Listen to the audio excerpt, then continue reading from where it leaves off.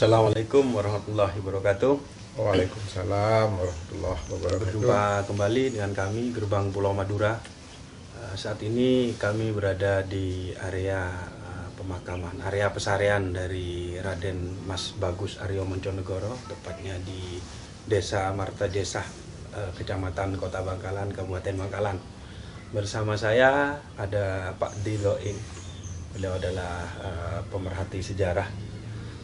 Insya Allah beliau punya data lah. Alek tidak kan begitu, Alek. Dari namanya memang asing pemirsa, Aryo Monconegoro.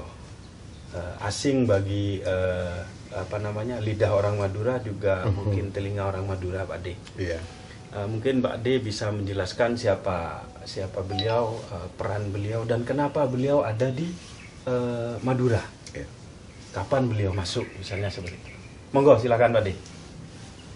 Mohon maaf kepada para netizen GPM. Memang saya harus melihat beberapa catatan, karena sebelumnya ini Aryo Monconegoro, kalau bahasa Maduranya Raden Mas Bagus Arja Mancanegara, itu lidah bahasa Madura begitu. Beliau adalah salah satu Mahapatih di masa Hadiwijaya atau Jaka Tingkir. Pajang berarti. Pajang, betul. Beliau adalah adik Jaka Tingkir. Berarti hubungannya dengan Pajang sangat dekat sekali, Pak. Sangat dekat sekali. Jadi pada waktu beliau Jaka Tingkir itu naik tahta, beliau diminta untuk menjadi Mahapatihnya. Kemudian terjadilah perkawinan adat. Raden Pratanu atau Panembahan Lemah Dhuwur menjadi menantu Dari Joko Tingkir. Hubungan batin yang seperti ini berkelanjutan. Dalam masa-masa perjalanan sejarah, ketika Pajang sudah mulai pudar masa keemasan dan keemasannya, ketika Joko Tingkir turun tahta, akhirnya beliau juga minta izin untuk melanjutkan perjalanan syiar agama Islam. Masa-masa seperti itu adalah masa-masa abad ke-16. Jadi 1531 sampai 1596, masa-masa Panembahan Lemah Dhuwur berkuasa. Iya. Beliau minta Kakanda Joko Tingkir, saya minta izin untuk melanjutkan syiar agama ini ke arah timur. Jadi kalau dari Pajang ke arah timur itu jujukannya kepada daerah pesisir. Iya. Sampailah beliau di pesisir Gresik. Dari Gresik itu beliau mulai menyeberang. Jadi menyeberangnya maksudnya dari Maksudnya Gresik, dari Gresik.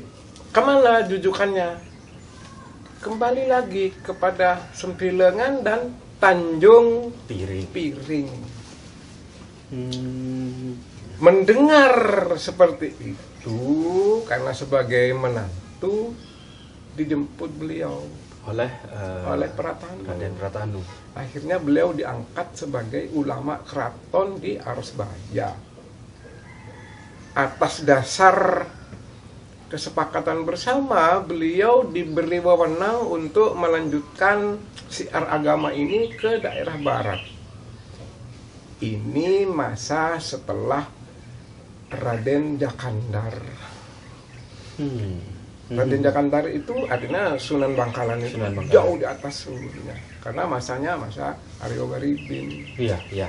Nah, kemudian beliau seterusnya melakukan syiar di sini. Beliau diikuti oleh salah satu panglima perangnya dan juga wafat di sini petilasannya atau makamnya Pesantren. ada di yang besar itu, Mas Doni. Oh, yang di luar. Yang di luar, yang besar itu adalah panglima beliau yang setia. Ya.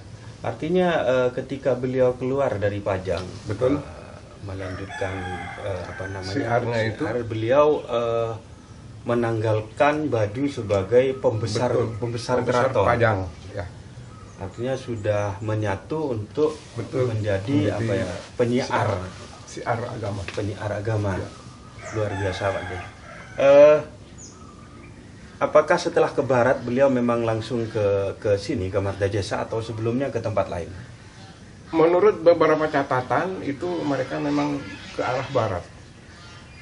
Jadi menindaklanjuti, karena beliau juga orang yang ahli membaca. Ya. Beliau tahu bahwa di sini pernah ada siar sebelumnya Ya. yang dilakukan oleh Karena Jangan. mungkin masih ada Leluhurnya. jejak-jejak Sunan Bangkalan Betul, sebelumnya. betul. Akhirnya beliau melanjutkan itu di sini.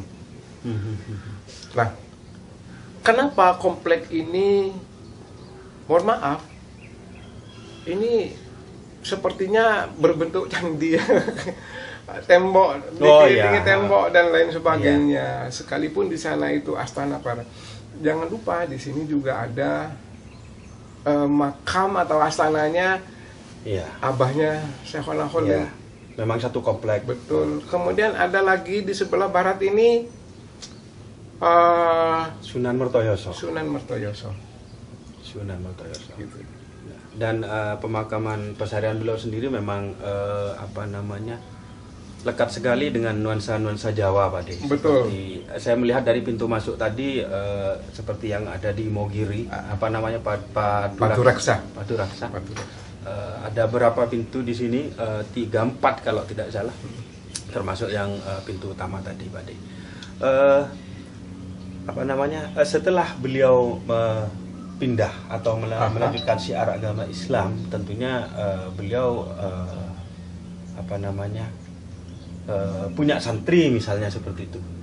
Kira-kira setelah beliau wafat, apakah beliau ada yang meneruskan perjuangan beliau?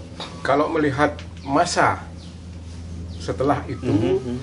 masuklah kepada masanya Raden Koro, Pangeran Tengah. Pangeran Tengah.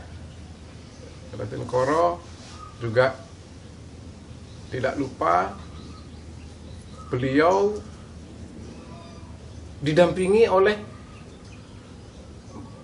Said Penghulu keraton, penghulu keraton yang itu, ya. Mhm. Pangeran Musarif. Beliau juga sebagai menantu Pratama. Jadi Ahmad Jadi dari ibu. Jadi memang erat sekali Ya, katanya ya, ya, antara dari- satu tokoh dengan tokoh lainnya. Betul. Raden Ayu Mas Ireng itu putri dari Mhm. Pratanu.